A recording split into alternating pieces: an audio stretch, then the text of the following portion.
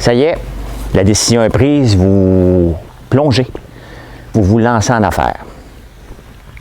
Et là, vous allez écrire un plan d'affaires parce qu'on vous a appris ça à l'école.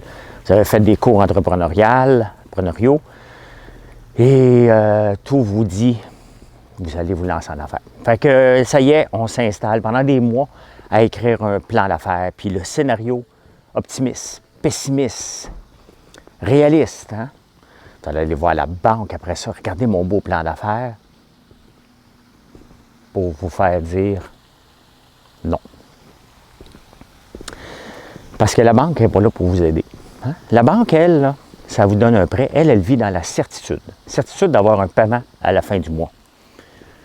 Et vous autres, vous vivez dans l'incertitude. C'est ça l'entrepreneuriat.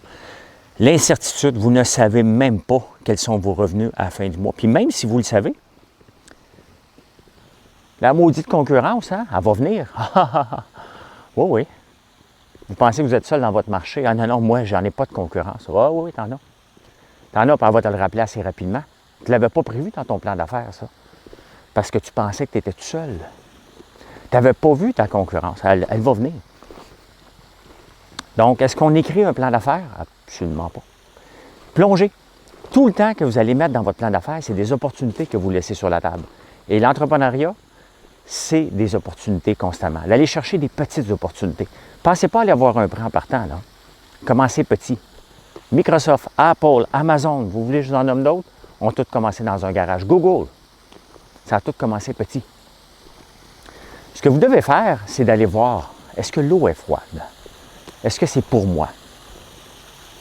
C'est-tu pour moi, ça, l'entrepreneuriat? Ça se peut que ce ne soit pas pour vous autres. Hein?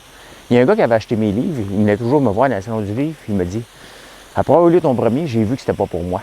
Il a acheté le deuxième quand même pour se réconforter. Ça se peut que ce ne soit pas pour vous autres. C'est bien correct aussi. En autant que vous ne ruinez pas votre santé financière, votre santé mentale non plus. Vous voyez, l'eau ici est froide. Là. Vous n'êtes pas certain, là. Hein? Mettez un pied dedans. Sautez pas là-dedans tout de suite si vous n'êtes pas sûr. Pourquoi prendre le risque de ne pas trouver ça agréable?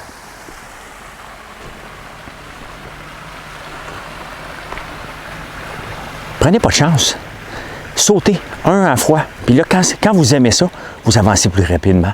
C'est pas écrit dans un plan d'affaires, ça. Un plan d'affaires, c'est là pour nous réassurer. Puis après ça, lorsque vous l'avez écrit, le plus gros problème, c'est que vous dites, non, non, non, je l'avais écrit dans mon plan d'affaires, il faut que je le fasse. Il n'y a rien qui va tenir la route. J'en ai déjà écrit. J'ai été voir la banque, je me suis fait dire non. Et quand on regarde le plan d'affaires, la réalité, c'est qu'on ne croit pas les scénarios pessimistes et réalistes qu'on met. On ne croit qu'à l'optimisme. Parce que sinon, pourquoi plonger? Pourquoi plonger si on ne croit pas? Si on pense que notre scénario est pessimiste, y a-t-il quelqu'un vraiment qui pense qu'il va se lancer en affaires en regardant le scénario pessimiste? Même le pessimiste, vous l'avez boosté. Donc, la seule façon de voir si c'est fait pour vous, si votre projet va fonctionner, c'est de plonger, de faire des petites gaffes. Vous allez en faire. C'est juste des gaffes que vous allez faire. Vous n'avez pas le droit de la répéter 2 fois, mais c'est juste des petites gaffes. Et souvenez-vous que ce qui est écrit dans un plan d'affaires, c'est la certitude. Vous, ce que vous vivez, c'est l'incertitude. Tous les jours. Tous les jours de votre vie, vous allez vivre l'incertitude. Bonne journée.